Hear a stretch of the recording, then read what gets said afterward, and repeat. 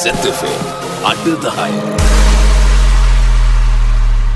ලෝකේ එක එක දේවල් සිද්ධ වෙනවා. අපි නම් ඉතින් හැම වෙලාවෙම ප්‍රාර්ථනා කරමින් ඉන්නේ මේ ලෝකෙට සාමය උදා වෙන්න කියලා.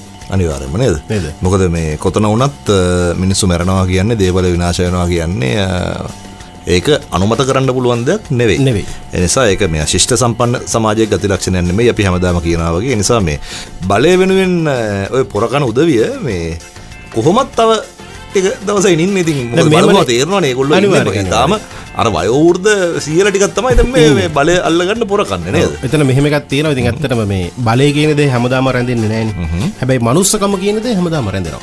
අපි කෙනෙක්ට මනුස්සකමෙන් යම්කිසි යහපත් උදව්වක් කරොත් නැත්නම් යහපතක් කරොත් ඒක පෙරලා අපිට ලැබෙනවා.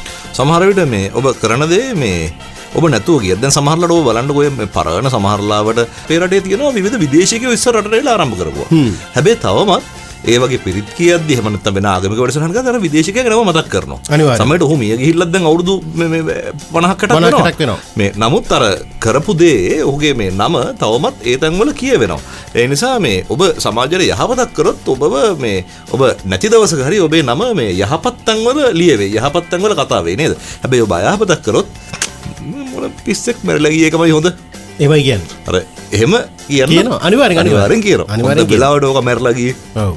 එහෙම කියනවා සමහරట్లాවට. ඒ නිසා මේ අර හොඳ වෙලාවට මැරිලා ගියේ කියන මිනිස්සෙක් වෙන්නේ නැතුව මේ අපරාධයේ මිනිස්සු ජීවත් වෙලා හිටියනම් තව දෙයක් බලාපොරොත්තු වෙන්න තිබ්බ අපිට යාගින් නේද?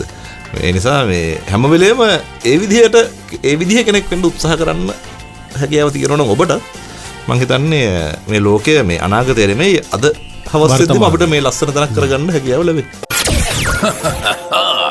සෙතෆේ අඩදාය.